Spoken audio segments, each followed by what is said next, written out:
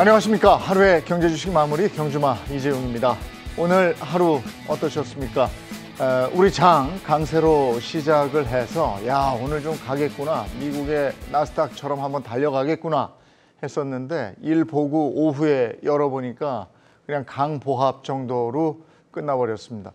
앞으로 막 치고 달려나가려고 하면 뒤에서 누군가가 막 잡아당겨서 못 가게 하는 그런 장 같은 느낌이 들어서 아직까지도 불안함이 남아 있습니다. 왜 그러는 건지 이 얘기도 포함해서 오늘 증시 동향 분석 한번 해보도록 하겠습니다. 세 분의 전문가와 함께 달립니다. 어서 오십시오. 네, 안녕하십니까. 네. 먼저 데일리 이슈 가기 전에 세 분 공통적으로 오늘 시장 어떻게 보셨습니까? 네, 오늘 시장 코스피 기준으로 보면 전강 후약이었고요. 네. 오랜만에 2,500선을 터치하면서 시작 기분 좋게 했는데 시간이 가면 갈수록 2,500선에서 조금 이제 밀리는 모습, 차익 실현에 대한 모습이었던 것 같고, 조금 중장기로 보면 늘 나올 때마다 말씀드렸던 거지만 내년도 언제쯤 있을지 모르는 추가 하락에 대비하는 개인들의 좀 단기 매매들이 좀 집중이 되면서 지수 오르면 잘 팔고 또 심하게 밀리는 날은 개인들이 많이 사는 식으로 단기 대응을 잘 해주고 계시다고 좀 판단하고 있는데요. 오늘 어제 물론 파월의 그 강력한 발언들에 의해서 다우가 700포인트가 오르고 나스닥이 4%대 상승이 나왔습니다만 이제 우리는 어저께 이제 일부 윈도우 드레싱 효과까지 해가지고 미리 좀 올랐던 면이 있었기 때문에 오늘 출발이 강했지만 좀 밀릴 수밖에 없었고, 상대적으로 어제 좀 안 움직였던 코스닥 개별주들은 또 상대적으로 강세가 나온 그런 장세라고 생각을 하고 있습니다. 네. 오늘 장 어떻게 보셨습니까? 일단 어제 장의 연장선상으로 오늘 장을 좀 평가를 해봐야 된다라는 판단을 좀 하는데, 일단 금일 시장을 말씀드리기 앞서서 사실 파월 의장이 이런 비둘기 성향의 발언을 할 것이라고 저는 사실 미리 예측을 하진 못했습니다. 그래서 어쨌든 굉장히 중요한 이벤트가 발생이 됐다라고 보고 있고요. 물론 이제 오늘 시장 같은 경우는 정강 후약에 흘러가는 그러한 모습들을 보이다 보니까 좀 실망을 하시는 분들도 계시겠지만, 저는 글쎄요, 그 파월 의장의 발언을 계기로 해서 조금 더 어떤 종목 매매를 할 수 있는 장이 연장이 되지 않을까 좀 긍정적으로 보고 있는 상황이고요. 일단 시장 자체는 어제 같은 경우 MSCI 리밸런싱이라는 이제 일정상의 특이성이 좀 있다 보니까 어제 외국인들이 1조 2천억 가량의 대규모 거래소 매수가 좀 있었습니다. 거기에 상응하는 이제 소위 이제 합성 매매라고 얘기를 해볼 수가 있을 것 같은데, 선물 매도가 오늘 외국인들이 좀 있었어요. 요게 이제 어제 그런 일정들 때문에 좀 단기적으로 과하게 들어왔던 그러한 물량에 상응하는 물량이 오늘 갭상승해서 좀 발생이 된 게 아닌가. 그래서 지수를 정강 후약으로 미른 형태로 마감이 된 게 아닌가라고 보고 있습니다. 그래서 그러한 형태라면 저의 이 추측이 맞다면 시장은 향후에도 속도 조절은 계속 있겠으나 우리가 충분히 매매를 해서 수익을 낼 수 있는 시장이 소위 말하는 종목 시장이 향후에 좀 펼쳐질 가능성이 높다. 이런 판단을 하고 있습니다. 아니, 우리 장도 좀 갈 때 화끈하게 좀 가줬으면 하는 바람이 있는데 참 그거 안 되더라고요. 근데 먼저 어제 국내 시장이 좋았기 때문에 최근에 미 시장 대비해서 국내나 아시아 증시가 좀 더 좋았던 부분이 있었기 때문에 오늘 반응이 좀 뜨뜻미지근했던 부분이 있었던 것 같고요. 저는 근데 오늘 2,500포인트 오늘 안착하기를 바랬어요. 2,500포인트에 지금 매물이 많거든요.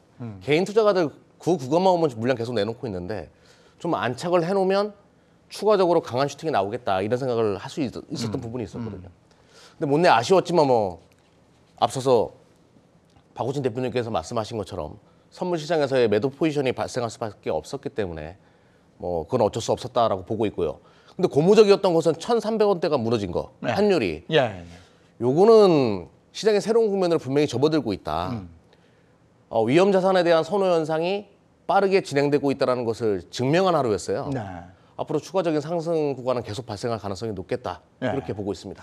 자, 데일리 이슈 들어가기 전에 오늘 장 한번 분석을 해봤고요. 이제 데일리 이슈 세 가지로 꼽아놨는데, 먼저 역시 뭐니 해도 어젯밤 파월의 입이었습니다. 이제 속도 조절하겠다 이렇게 얘기를 한 거잖아요. 네. 방금도 지수 말씀드렸지만 어느 누가 한마디 얘기를 해가지고 미국의 큰 그 다우 지수를 700포인트나 올리고 나스닥을 4%쯤 올릴 수 있겠는가 생각을 해보면 요즘 같아서는 바이든도 힘든 일인 것 같고요. 소위 진짜 세계 대통령으로 불리는 미국의 FOMC 의장의 자리가 굉장하다라는 걸 다시 한번 알게 된 하루였지 않나 싶고, 그래서 오늘 헤드라인이 산타 파월, 뭐 킹 파월 이런 식으로 부제가 붙은 것 같습니다. 몇 가지 얘기들 했는데 앞서서 박우신 대표님도 뭐 비슷한 말씀 하셨지만 사실 원래는 약간 매파적인 발언 나오지 않을까 그런 생각들이 좀 많았었습니다. 그런데 생각보다는 비둘기적으로 좀 기울었다고 보고요. 일단 당장 시장에서 확 와닿는 멘트들은 12월 달에 일단 속도 조절하겠다. 이렇게 좀 못을 박았기 때문에 아마 제 생각엔 뭐 그 패드워치 같은데 빅스텝의 확률이 굉장히 높아졌을 거라고 생각이 들고, 여전히 인플레는 높긴 하지만 그 본인이 바라는 게 섣부른 금리 인하를 원하지도 않지만 긴축으로 확 그 경기가 망가지는 것도 원하지 않는다고 얘기했기 때문에 참 쉽지는 않은 일이지만 뭐 금리 인상의 폭이라든가 기간을 조절함으로써 내년도에 우려되는 경기 침체의 어떤 깊이를 깊게 가지는 않게 어떻게든 해보겠다라는 그런 의지를 보인 게 시장에서 굉장히 환호할 만한 일이 아니었는가 이렇게 판단하고 있습니다. 미국 시장이 반응을 했고, 그렇다면 파월 입을 통한 산타 랠리가 가능할 것인가, 이 부분이 또 우리 시장 참여자들은 궁금할 텐데 그 가능성 어떻겠습니까? 저는 일단 꽤 높다라고 일단 보고 있고요. 기본적으로 우리가 이제 파월 의장이 예전에는 비둘기 성향의 발언들을 많이 했었어요. 근데 그때는 참 사람 얼굴이 평온해 보였는데 이게 매파적인 얘기를 하니까 약간 못된 할아버지 같기도 하고 이게 저는 어제 사실 그래서 깜짝 놀랐습니다. 사실 그 시장도 그랬을 거예요. 시장도 기대를 안 하고 있다가 이런 식의 이제 온화한 발언들을 쏟아내니까 거기에 이제 화답을 해준 거죠. 온화한 발언을 하면 산타로 보이고요. 그 저 매파적인 발언을 하고 이러면 스크루지로 보이고 그래요. 아, 그렇죠. 예. 그래서 인상이 다시 조금 좋아지고 있더라고요. 근데 일단 그런 생각을 좀 해봤어요. 우리가 이제 타임테이블을 놓고 이런 일정들을 보는데 12월 14일로 알고 있습니다. FOMC가. 그때 이제 지금 빅스텝 확률이 CME 패드워치를 보면 80% 정도 돼요. 80% 조금 안 되거든요. 사실 빅스텝 확률을 굉장히 높게 보고 있고, 그 다음에 FOMC가 언제냐를 봤을 때 이게 2월 초예요. 그러니까 11월 말과 2월 초 여기에 사이에 껴 있거든요. 그렇다면 그때까지 저는 좀 뭐라고 해야 되죠? 종목 시장이 조금은 더 연장되지 않을까? 애초에는 한 11월 말에서 12월 중순 이 정도까지는 종목 시장이 연출이 되고 그 이후에 또 어떤 변곡의 움직임들을 봐야 하지 않나라는 생각을 좀 하고 있었는데, 이게 조금 더 연장해서 볼 수 있겠다. 요 계기를 통해서 뭐 그런 생각을 하게 된 하루였습니다. 이 파월의 입에서 금리 속도 조절 얘기 나오니까 가장 반응을 세게 보인 게 아무래도 나스닥이었어요. 성장주 중심으로 꾸며져 있는 건데 이게 금리하고 확실히 밀접돼 있네요. 아, 그렇죠. 성장주는 금리랑 직결되는 부분이 있기 때문에 거기에 민감하게 반응할 수밖에 없는 거고. 근데 파월이 이제 작년 11월 30일이었어요. 그때 이제 7월자에 말했던 일시적인 인플레이션 이야기를 이제 폐지하죠.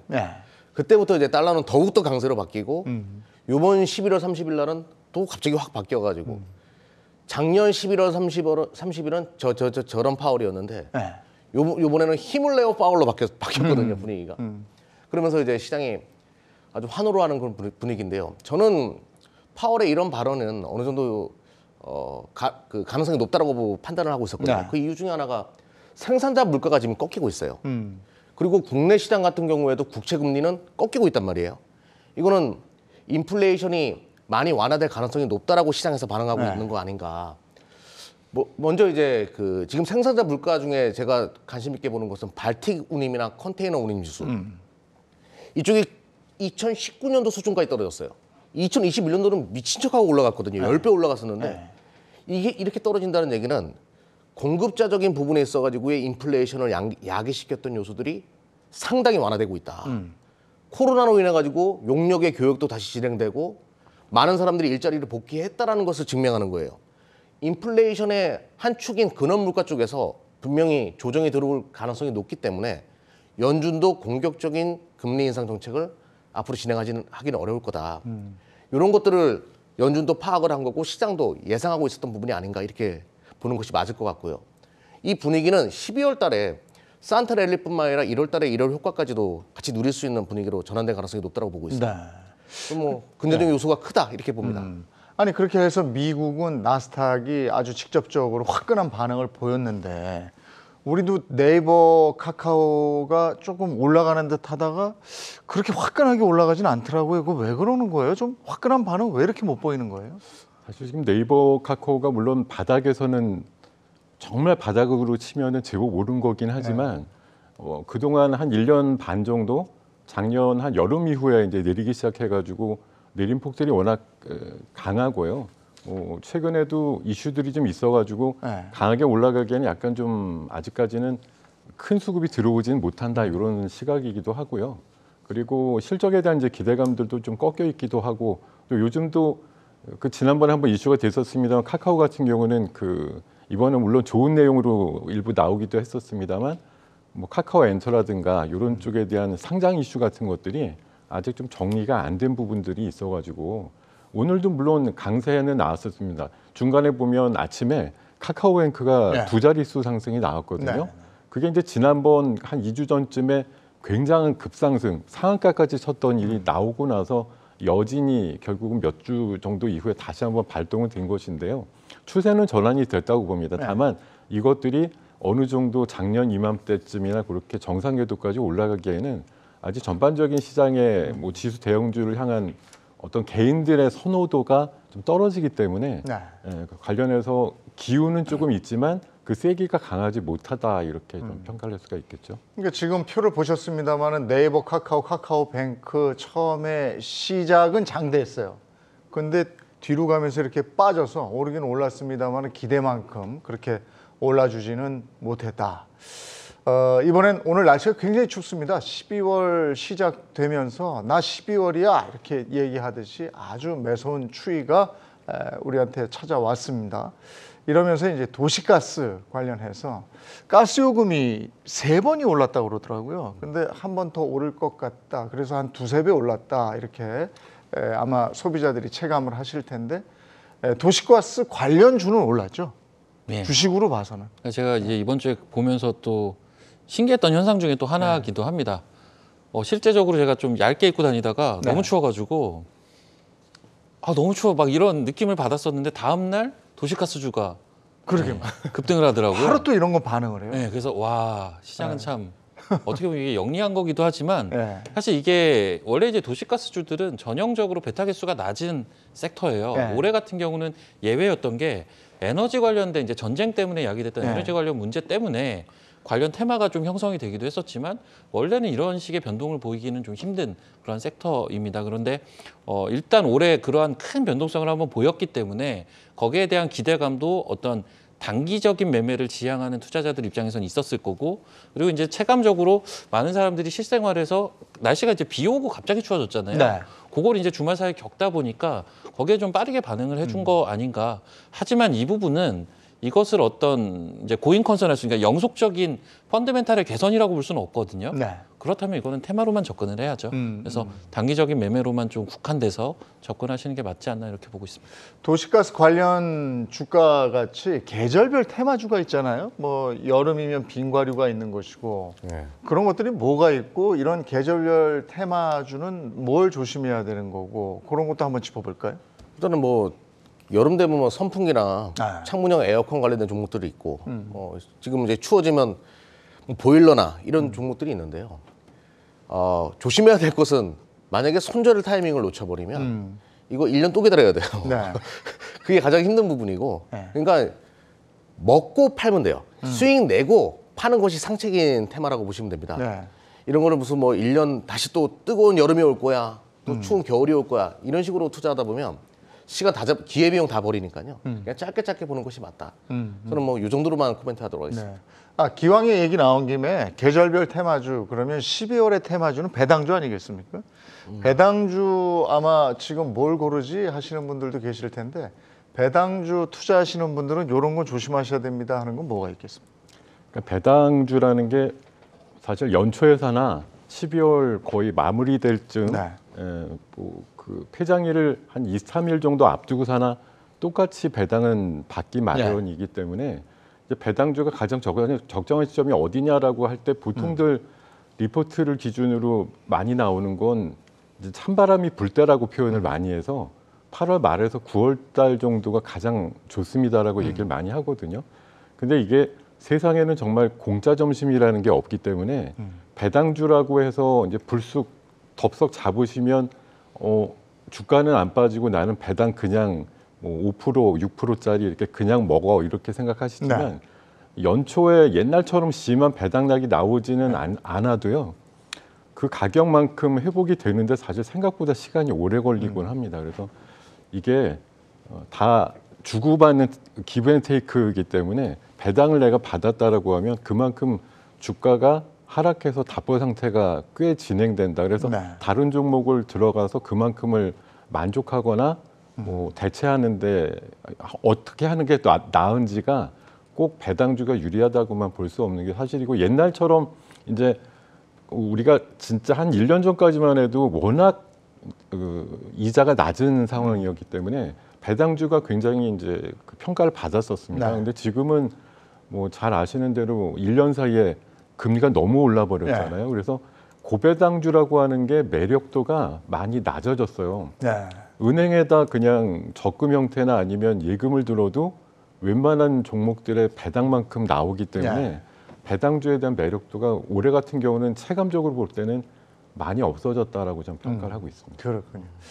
자, 오늘 데일리 이슈 세 번째 거 가겠습니다. 이것도 이제 12월에 우리가 유념해야 되는 건데 의무 보유 해제입니다. 하이브하고 카카오가 그렇다고요? 예, 일단 뭐 사실 이거는 개별 기업별로 좀 체크를 해봐야겠지만 우리가 뭐 의무 확약 비율이라고 해서 일반적으로 이제 신규 상장을 하게 되면 뭐 1개월, 3개월, 6개월, 1년 뭐 이런 단위로 이제 보호회수를 걸어놓고 그 기간이 지나면 이제 보호회수가 풀리거든요. 근데 이제 이 부분은 제가 개별 기업별로 좀 확인이 필요하다라고 말씀을 드리는 게 사실 이게 이제 대주주 내지는 경영진과 연관된 물량들이 있고요. 그리고 순수하게 장외부터 투자가 들어왔던 소위 이제 투자조합 물량들이 있고요. 뭐 전문 투자자들 집합에 또 그러한 물량들이 있습니다. 이 각 물량마다 시장에 출회가 안 될 가능성이 압도적으로 높은 그러한 물량들이 있고 시장에 출회가 될 수밖에 없는 또 그런 상황에 놓여져 있는 물량들이 있어요. 그래서 그 부분에 대해서 체크가 좀 필요하지 않을까. 뭐 쉽게 얘기하면 이제 회사와 직접적으로 연관되어 있는 경영진과 관련된 물량은 안 나온다라고 보시는 게 맞을 것 같고요. 단순 투자 목적의 그러한 비상장 시절부터 투자가 들어왔던 그러한 물량들은 시장에 출회가 될 수가 있다. 근데 이제 그 종목마다 또 거래량이라는 게 있기 때문에 얘네들이 예를 들어서 하루에 거래량이 10만 주인데 뭐 한 200만 주다. 이거 팔 수가 없거든요. 팔 수가 없잖아요. 자기네들이 하한가를 만들면서밖에는 팔 수가 없기 때문에 그런 일은 잘 벌어지진 않고 보통 이렇게 될 때는 이제 블락딜 형태로 지분을 넘기게 됩니다. 뭐 최근에도 비슷한 게 있었잖아요. 두산마켓도 블락딜이 좀 있었고 오히려 급락이 좀 나왔었죠. 그래서 이제 그런 형태로 진행이 될 수 있다라는 거 하나 이제 체크를 하시면 될 것 같고 기본적으로는 각 개별 기업별로 좀 체크를 해보셔야 된다. 이렇게 좀 정리가 가능할 것 같습니다. 어쨌든 우리가 보기에는 의무 보유 해제는 일단 피하고 보는 게 상책 아니겠습니까? 네, 뭐 일단 기관 투자가들 자금 들어온 거는 주가가 못 가요. 그러니까 언제든지 나올 수 있기 때문에 다른 기관에서도 물량을 확보하려고 하지 않기 때문에 계속 우리 신규 상장 종목 같은 경우에 한 6개월 지나고 나서 거래량 급감하면서 계속 기는 종목들이 있거든요. 그런 형태로 움직일 수 있기 때문에 기관 물량이 출회할 가능성이 높다? 그러면 일단은 피하는 것이 좋겠죠. 근데 뭐 대주주나 뭐 서두에도 말씀하신 것처럼 대주주나 또 경영진의 물량이 있다라고 하면 팔 이유가 없는 경우가 많기 때문에 그러면 또 뭐 주가에는 큰 영향을 주지 않고요.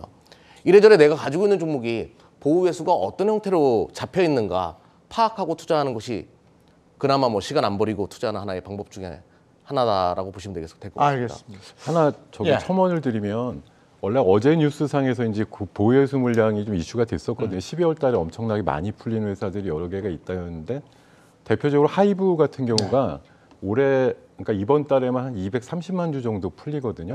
아까 우리 박우신 대표님 말씀대로 보면 오늘이 하이브가 거래가 한 30만 주 정도 남짓했어요. 그렇게 치면 230만 주 정도 풀린다 그러면 거의 한 일주일치 정도 거래량에 근접하기 때문에 상당히 물량 부담이 된다라는 걸 상대적으로 깔고 갈 수밖에 없는데 오늘 또 다른 엔터 쪽에 관련된 리포트가 뭐가 있었냐면은 내년도가 그 연예인급들 아이돌들 세대 교체가 많이 일어나면서 새로운 선순환이 일어난다는 그런 리포트가 나왔었는데 하이브랑 JYP를 최선호주로 얘기를 했거든요.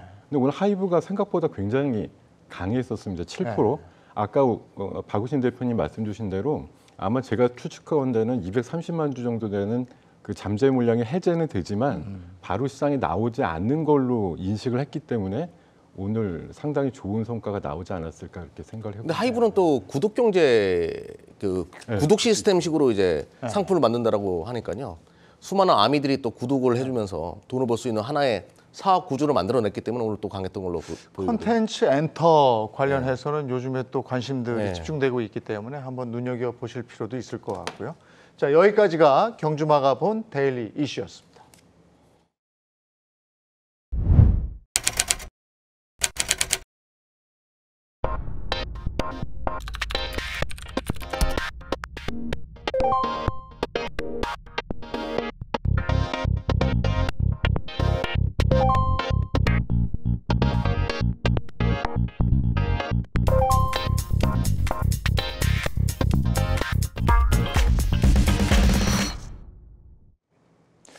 오늘이 12월 1일, 이제 2022년의 남은 거래일, 오늘은 이제 장이 끝났으니까 21 거래, 그죠? 21 거래일 남았습니다.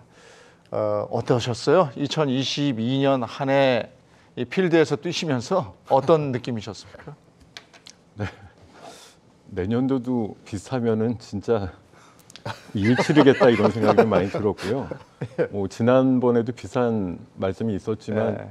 야, 올해 꽤 정말 힘들었다. 네. 사실 습관처럼 너무 힘들어 이렇게 얘기하면 정말 힘들었다는 생각밖에 안 남겠습니다만 객관적이든 주관적이든 올해는 정말 좀 연초 이후에 네. 급락장 한 달 내내 빠지는 장이 한 두세 번쯤 나왔던 그런 해기 때문에 여러분들께서도 저도 체감하는 그런 하락에 대한 분위기 이런 것들이 굉장히 좀 심각했고 여느 때 느끼지 못했던 악재들이 전부 다 이제 돌출이 됐었다 이렇게 네. 보고 이게 뭐 크게 보면 이제 작년도 하반기부터 시작된 하락이라고 보시면 되는데요. 뭐 최근에는 어찌됐든 하락할 수 있는 요인들이 전부 다 끄집어져 나왔기 때문에 네. 이런 것들이 이제 더 이상 악재로서의 작용이라든가 더 독성이 더 강해지느냐 아니면 독성이 조금 약해지느냐 그런 갈림길에 있는 상황이라고 보고요. 뭐 정말 올해로 치면 거의 11달 정도가 거의 힘들었기 때문에 네. 우리 말씀 주신 대로 한 20일 정도 남은 12월 달 말은 그나마 마지막 휘날레는 좀 아름답게 유종의 미로 마감될 수 있는 그런 기회가 앞서서도 우리 시장 얘기 말씀드릴 때 많이 좀 언급이 됐었습니다만 막판한 기억은 좀 아름답게 마무리될 수 있지 않을까 그렇게 한번 생각을 해보고 있습니다. 제발 그렇게 좀 됐으면 좋겠습니다. 아무래도 선수 입장에서도 힘든 한 해였지 않나 싶은데 개인들은 뭐 너무 힘들었으니까요. 예. 어떠셨어요? 딱 1년 전으로 돌아가고 싶습니다. 예, 기억하기도 싫습니다. 기억하기도 싫다. 예. 끔찍한 한 해였고 사실 주식을 좋아하고 또 주식을 러브하는 사람들이라면 누구나 그럴 거라고 저는 생각을 해요. 제 주위에도 많은 이제 여의도에 계신 많은 분들과도 얘기를 해봐도 다들 정말 끔찍한 한 해였다라고 많이들 얘기를 하시는데 근데 제가 위로를 드리려고 말씀을 드리는 게 아니라 확실히 이제 그러니까 한 1년을 놓고 보면 굉장히 힘들었지만 요 12월 뭐 길게 보면 한 1월 달까지가 조금 이 부분을 좀 만회할 수 있는 시기가 아닌가? 사실 이미 그런 시기는 11월부터 온 거고요. 그래서 그런 마지막 좀 만회를 할 수 있는 시기가 좀 오고 있기 때문에 그 부분에 좀 포커싱을 하신다면 그래도 뭐 이미 지난 건 어쩔 수 없지 않겠습니까? 조금 더 나은 우리 계좌라고 해야 되나요? 우리 계좌를 설계할 수 있지 않을까 뭐 이런 생각을 해보고 사실 힘든 게 지나갔기 때문에 우리가 또 그 타짜에 보면 이런 대사가 있어요. 내리막이 있으면 또 오르막이 있는 거지 않겠습니까? 그래서 내리막 한번 맞았으니까 이제 오르막을 기대해보는 그러한 2023년이 됐으면 좋겠네요. 예. 근데 2022년 증시에는 악재란 악재는 그동안 이렇게 우리가 못 봤던 악재들까지도 다 왔죠. 그러기도 어려웠죠. 네. 예, 진짜 너무한다 싶을 정도로 한 번에 다 몰아쳤기 때문에 전쟁 누가 그렇게 예상했겠어요. 그래서 많은 분들이 근데 개인 투자자 여러분들이 내가 주식을 왜 해가지고 자책하고 한심해하고 이러신 분들 많이 계시더라고요. 근데 저는 그분들의 선택은 분명히 옳을 거라고 보고 있습니다. 뭐 2020년, 2021년도 자금이 많이 들어왔는데 실패의 그 좌절감만 느끼고 떠날 수는 없잖아요. 분명히 또 기회장은 올 수밖에 없기 때문에 뭐 대한민국 대부분의 자산이 부동산에 몰려 있기 때문에 주식시장도 한번 자산의 그 가치가 크게 성장할 수 있는 대한민국 구조라고 생각하거든요. 뭐 힘내시고 2023년도에는 모두 다 부자 되는 그런 날이 올 거다. 주식하시는 분들 그렇게 기도해 봅니다. 예. 지금 악재를 제가 한번 이렇게 쭉 추려봤더니 일단 전쟁이 있었죠. 고환율에 인플레이션에 유가에 원자재에 뭐 말해 뭐합니까 고금리가 있었습니다. 이게 다 악재, 최고의 악재들인데 지금도 생각해 보면 환율하고 유가 정도 빠졌죠. 환율 좀 안정이 되는 거고 유가 좀 빠졌고 나머지는 그대로예요. 그죠? 근데 이런 것들이 좀 개선이 돼야 제대로 내년에 장을 좀 볼 수 있지 않겠습니까? 이게 개선이란 말을 쓰기가 좀 그렇긴 한데 이 전쟁이 개선되면 어떻게 전쟁은 되는 끝나야 건가요? 되는 이 거고. 전쟁은 네. 진짜 끝나야죠. 네. 겨울이나 내년 봄쯤 얘기도 심심치 않게 나오곤 있습니다만 일단 제가 진짜 개인적으로는 푸틴 아저씨가 단추 안 누르는 것만 해도 고맙다 지금 이럴 지경이거든요. 사실 내년도에 좀 크게 양보해가지고 네. 빨리 좀 타협점을 연초에 바로 좀 찾기를 바라는 마음이고 인플레이션도 최근에 CPI 같은 경우는 이제 7%대로 접어들었기 때문에 이제 제가 예상하기로는 다음 주 그 13일쯤 나오는 CPI는 아마 7% 초반 정도까지. 그 파월도 오늘 새벽에 그렇게 얘기를 네. 했어요. 주택 지표라든가 뭐 렌트 비용 이런 것들 연초부터 확 꺾일 거라고 얘기를 했기 때문에 빠르면 아마 내년 상반기 정도 전에 제가 생각하는 3~4% 정도 때까지 내려갈 거다 이렇게 생각을 할 수가 있습니다. 그러니까 지금 모든 게 좀 내려가는 형국이니까 반대로 말씀드리면 주가는 이제 오를 일만 남았다. 네. 근데 다만 저희가 몇 주에 걸쳐서 계속 말씀드리는 거의 골자는 한 번 더 그 장단기 금리 역전 현상 이후에 어떤 경기 침체가 왔을 때 사람들이 정말 실적이라든가 경기 후퇴에 대한 지표를 보고 한 번 더 놀라지 않을까 이런 거에 대한 이제 우려들만 한 번만 남은 거고요. 그게 내년 봄이나 뭐 초봄 정도 어느 쯤에 한번 주가를 끌어내리지 할까 하는 그런 좀 우려감 때문에 지금 바닥권임에도 불구하고 과감한 배팅을 못하고 또 지수들이 그냥 지수 관련 대형주들이 지금부터 대바닥 치고 그냥 상승하는 건 남아서 이렇게 뭐 호루라기를 불기가 좀 애매한 지점이다 이렇게 판단이 드는 것뿐이라고 생각합니다. 악재들을 제가 쭉 열거했습니다만 그 악재 중에 한두 개 정도 개선된 거지 나머지는 아직도 잔존하고 있어요. 그럼에도 불구하고 주가는 꿈틀거린단 말이에요. 예. 이걸 어떻게 봐야 돼요? 그러니까 뭐 앞서도 많이 말씀을 해주셨지만 뭐 굳이 개선이라는 표현까지는 안 쓰고 완화라는 표현을 써도 될 것 같은데 우리가 이제 올 한 해 수많은 악재들을 겪었고요. 그리고 거기에 따른 이제 큰 폭의 주가 하락이 있었는데 그 부분이 조금씩 완화가 되는 모습은 환율이나 유가나 뭐 CPI 지표나 PPI 지표나 심지어는 파월의 입까지. 예? 파월도 매파에서 이제 비둘기파적인 약간의 그러한 매도기라고 해야 되나 뭐 그런 생각도 드는데 조금 이제 바뀌는 모습들이 나오고 있다라는 거는 이제 완화가 된다라고 시장이 인식을 한 거고요.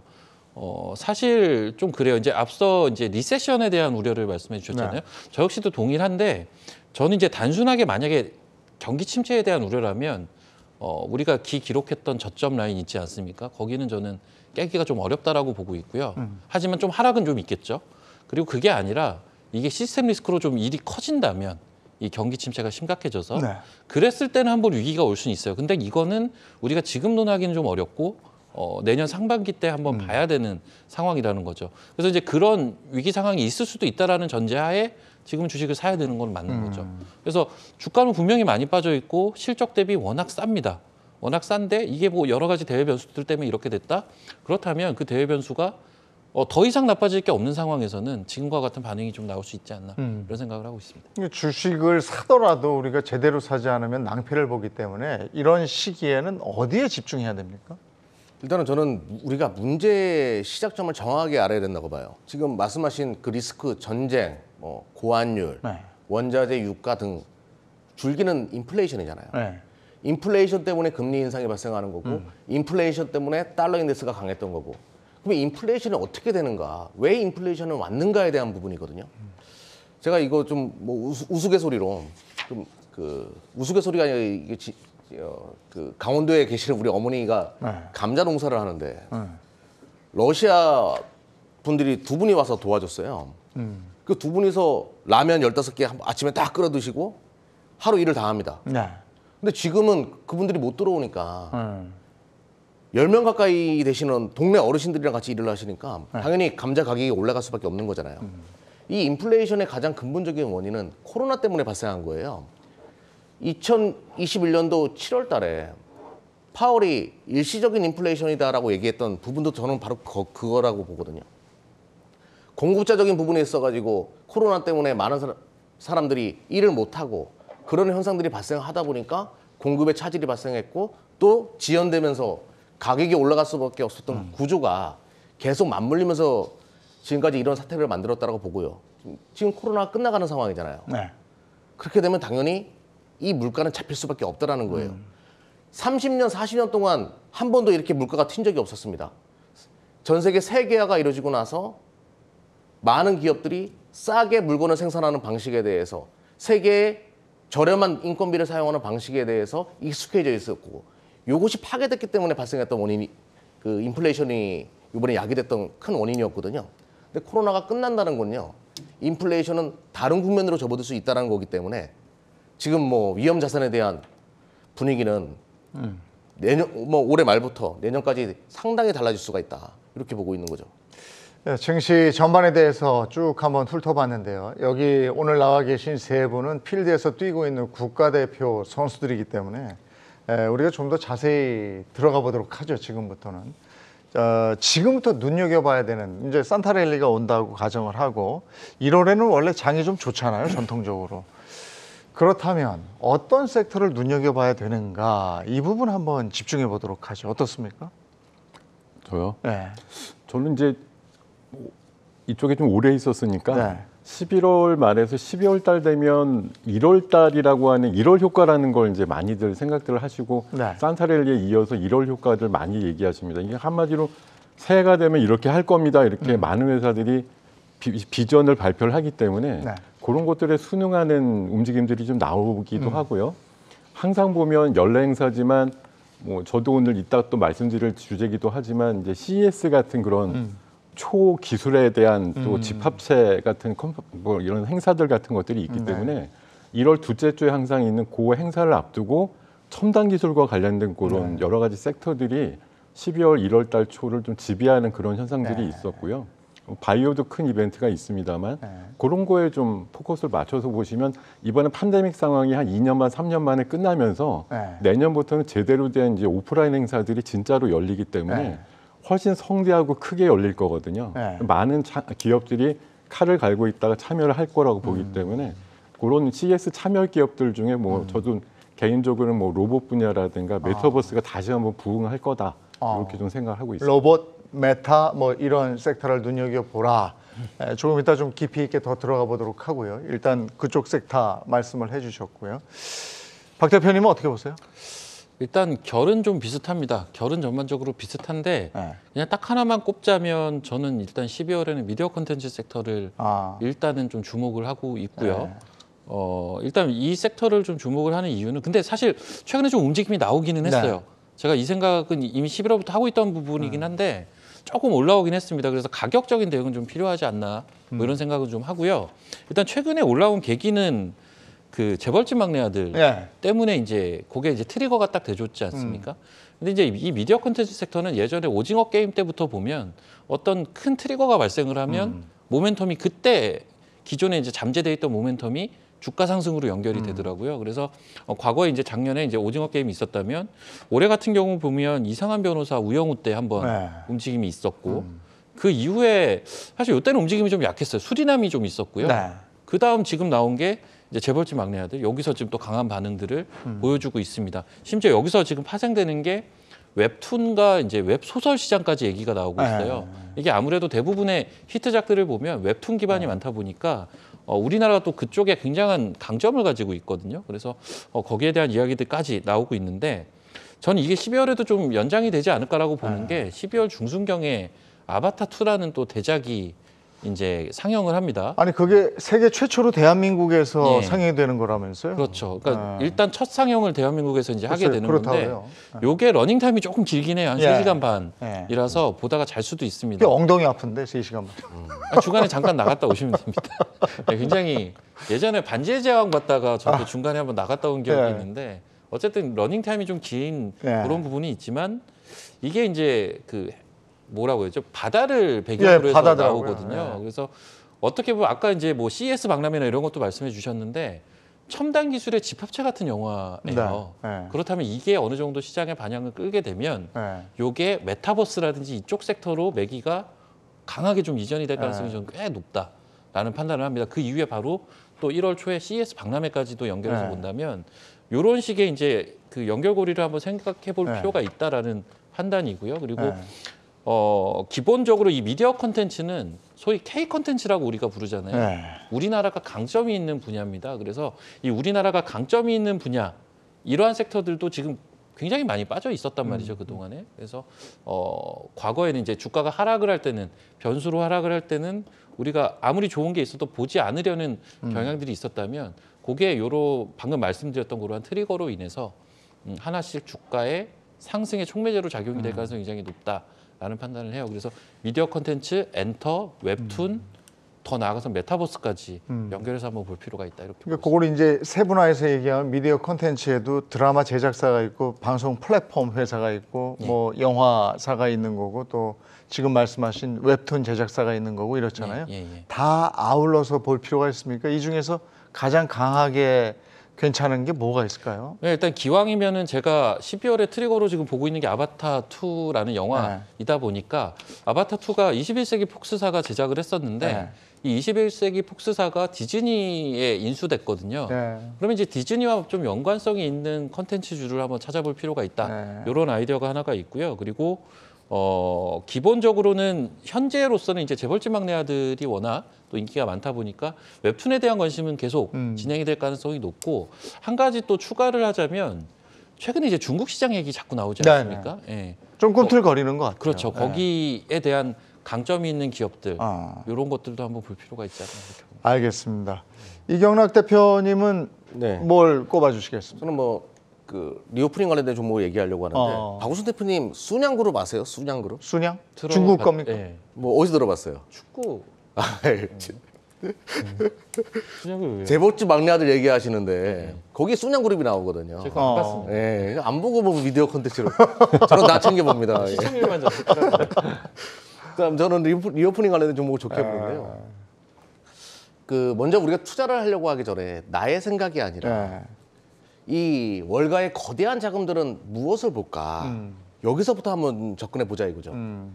지금 미국의 대표적인 항공기업들 델타 에어라인이나 뭐 유나이티드 에어라인, 보잉, 코로나 그 창궐했을 때 그 3월 달 그 정도 주가 수준에서 기고 있어요. 네. 근데 실적은 다 좋죠. 그리고 내년도는 당연히 좋아질 수밖에 없어요. 그러면 이 거대한 외국계 자금들 입장에서 한번 크게 시세를 일으킬 수 있는 쪽이 바로 이 리오프닝, 세계화의 또 하나의 축인 이 여행 관련된 종목들이 될 가능성이 높다는 거죠. 서두에도 인플레이션이 많은 부분 안정화될 가능성이 높다고 이야기했어요. 그동안 리오프닝 관련된 종목들이 못 갔던 것은 인플레이션이 무섭거든요. 네. 의식주, 그 다음에 여가잖아요. 네. 놀이나 이런 것들은 차후의 문제인데 인플레이션이 너무 높다 보니까 이쪽이 어려워질 수밖에 없다라고 시장은 판단했던 거고. 근데 인플레이션이 꺾이는 기조로 지금 전환되고 있기 때문에 여가에 대한 수요. 우리 인간은요 3년 동안 못 하게 되면 더 하고 싶어집니다. 네. 지금 제가 그 작년 기준으로 한번 그 계산을 해봤어요.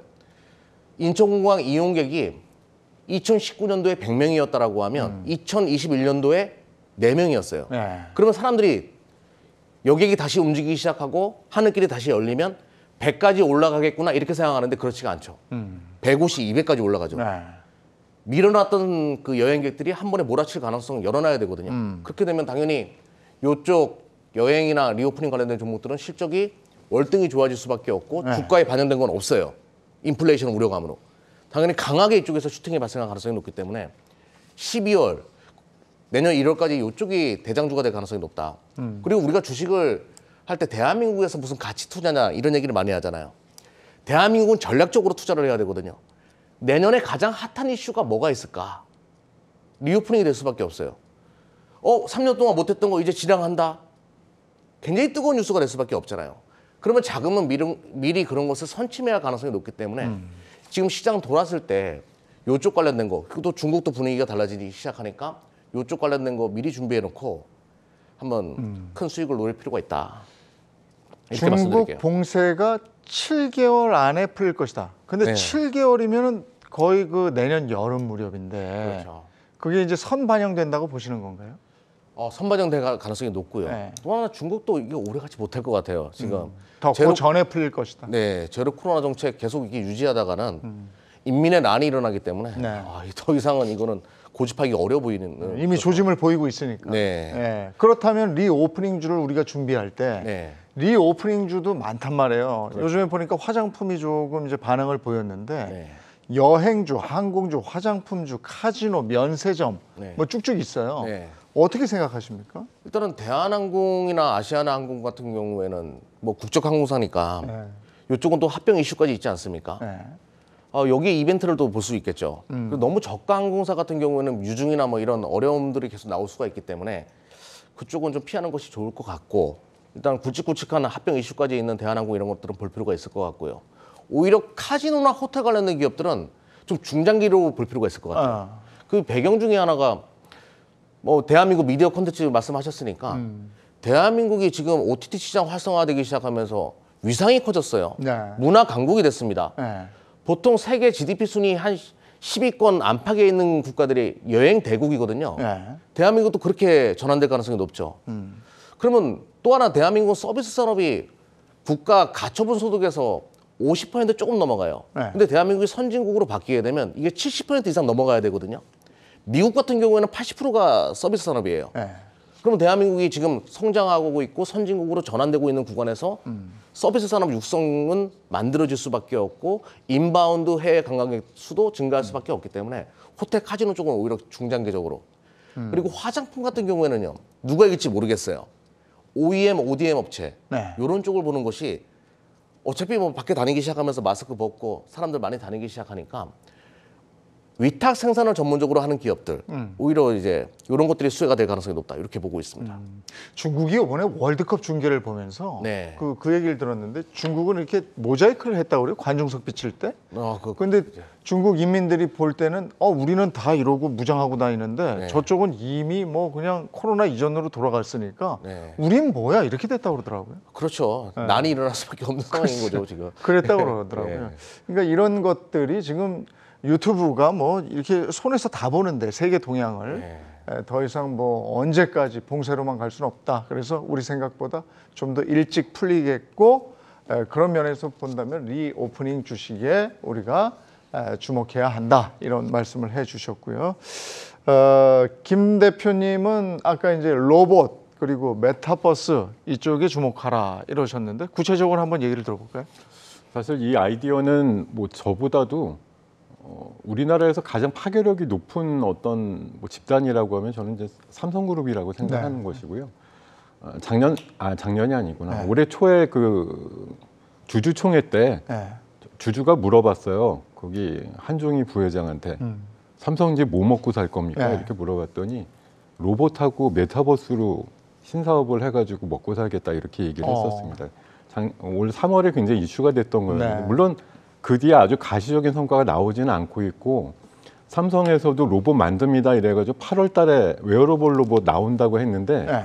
이게 또 공교롭게 연말로 연기가 돼서 아마 제 생각에 이번 달 내로는 적어도 시제품 내지는 네. 양산형 제품이 출시가 될 가능성이 높지 않을까 네. 이렇게 보고 정말 늦어지면 CES 행사 때는 확실히 보여줄 것 같다 이 생각을 하고 있거든요. 네. 그 메타버스도 하나의 신수종 사업이라고 얘기하는데 제가 아주 질문도 아니지만 전 세계에서 메타버스 관련된 특허를 제일 많이 갖고 있는 회사가 어딘지 아십니까?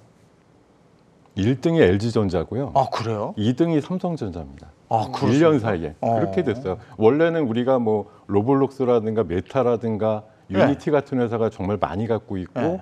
일본 회사들이 그런 거 잘할 것 같지만 실제 특허 저도 엊그저께 뉴스 나온 거 보고 깜짝 놀랐거든요. 네. 그러니까 메타버스에 대해서 진심이고 준비를 나름대로 하고 있다라는 얘기를 좀 드리고 싶고, 아까도 말씀드렸듯이 이제 일정상으로 봤을 때 더 이상 뭐 뒷날짜가 없이 12월 달에 그 삼성에서 잼스라고 하는 웨어러블 로봇, 그러니까 환자들이 조금 더 빨리 걷거나 뭐 무거운 걸 이제 드는데 좀 힘을 덜 들이면서도 할 수 있는 그런 웨어러블 로봇 같은 게 나올 가능성이 높다는 판단이고, 또 지난주 한 2주 정도 전에 우리나라에서 로봇에 특화된 ETF 같은 것도 설정이 됐기 때문에 네.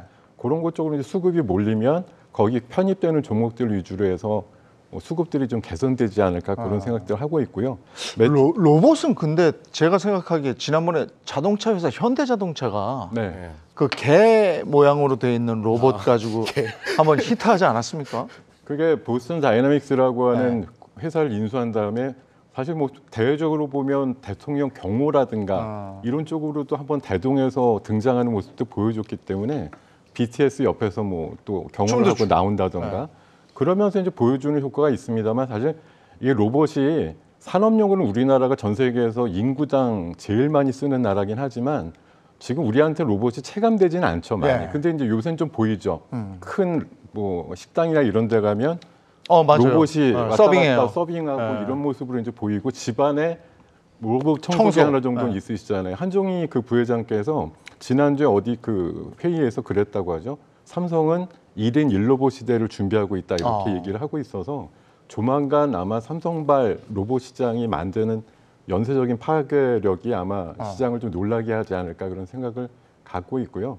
메타버스도 최근에 앞서서 우리 콘텐츠 말씀하시면서도 그랬지만 다 연계가 돼 있는 분야인데, 아까 말씀드렸던 미국의 그 흔히 말하는 메타버스 관련된 기업들이 1년 사이에 주가가 한 70-80% 부러졌습니다. 네. 그러고 나서 이제 더 이상 빠질 데가 없으니까 네. 최근에 신사업을 또 모색하면서 주가들이 좀 반등하고 있고, 네. 얼마 전에 메타에서 삼성을 또 찾아와서 네. LG랑 같이 패널 쪽 공급해달라고 또 요청했다는 부분이 있어가지고 그 관련된 디스플레이 기업들도 꽤 요즘 시세를 내주고 있는 상황들도 만들고 있어서 메타버스가 작년 이맘때 사실은 세상에서 제일 핫한 섹터였는데, 그럼요. 그때 메타 했는데 메타밖에 없었죠. 근데 한동안 안 들렸어요. 네, 그때 그랬지만 사실 그때 뭐 10배 올라간 기업도 기업 실적으로는 좋아진 게 하나도 없었습니다. 그래서 이제 연초되면서 이게 주가는 10배 올랐지만 가치가 10배 오른 회사는 아니었네 이렇게 판단이 들었고, 거의 한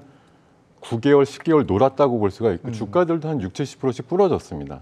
근데 최근에는 바닥에서 이제 조금 움직임들이 나오는 게, 앞서서 우리 박 대표님 말씀 주신 대로 컨텐츠 쪽에서 조금 바람이 불면서 연동되는 부분도 있고요.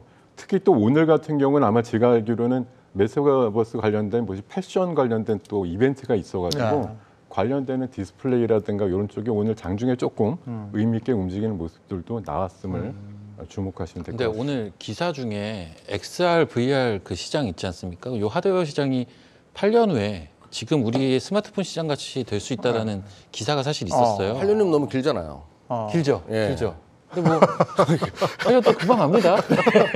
아니 근데 메타는 선점한다는 차원에서 네. 지금 많이 꺼져 있을 때 한번 관심을 가져볼 필요도 있을 것 같고, 또 하나가 아까 이제 로봇 말씀하셨는데 로봇주에 관심을 보이려면 네. 근데 너무 이게 방대해. 어떻게 보면 이제 인공지능, 빅데이터, 사물 인터넷, 5G 뭐 이래가지고 세분화돼 있잖아요. 많이 세분화가 돼 뭘 있고, 골라야 되는 거예요? 개별 기업으로 보면 이제 조금 참담한 것이 너무 소형이고 숫자가 안 나오니까 이 기업이 과연 미래 진짜 커질 수 있는 기업인지에 대한 확신이 들지 않거든요. 네. 진짜 로봇주는 당연히 삼성전자, LG전자, 뭐 현대중공업, 두산, 뭐 로보틱스 갖고 있는 그런 기업이 돼야 되겠지만, 우리 시장 특이해서 그런 대기업을 굳이 뭐 본류로 생각하거나 주도주로 생각을 잘 안 하니까 중소형주단에서 이제 고른다고 하면, 저는 실적이 있으면서도 비전이 있는 것 좀 찾아보면, 아까 삼성 로봇 말씀드렸는데 웨어러블 로봇을 일단 OEM 방식으로 외주를 맡긴다고 했거든요. 그래서 가능성이 좀 높은 기업 중에 저는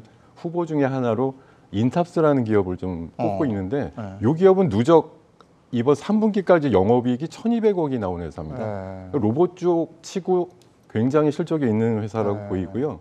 SPG 같이 그 로봇 그 모터에 들어가는 감속기 분야에 특화되어 있는 회사도 연 수익이 한 250억 정도 내외는 매년 버는 회사이기 때문에 로봇 기업들 중에서도 숫자를 찍히는 기업들이 분명히 있다. 이렇게 좀 보시면 저번에 좋겠습니다. 그 금융투자협회에서 그 로봇 관련된 종목들 그 기업 IR 했었거든요. 네. 앉을 자리가 없었어요. 기관 투자가들도 진짜 관심 많더라고요. 자, 요게 이제 시간이 얼마 안 남았기 때문에 메타에서 그러면 우리나라 1등은 뭐예요?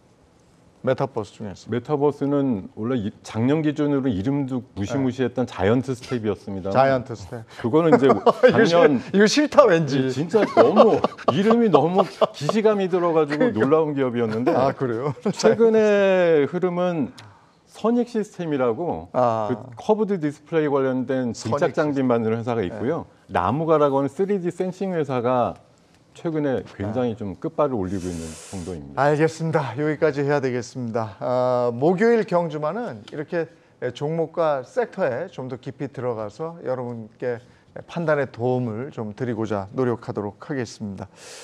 뭘 담을까 고민이신 분들이 있으면요. 지금 여기서 그치지 말고 유튜버에 이게 그대로 올라가니까 유튜브 영상 보시면서 한번 확인해 보시기 바랍니다. 오늘 뭐 이번 주는 여기서 저희는 마쳐야 되겠네요.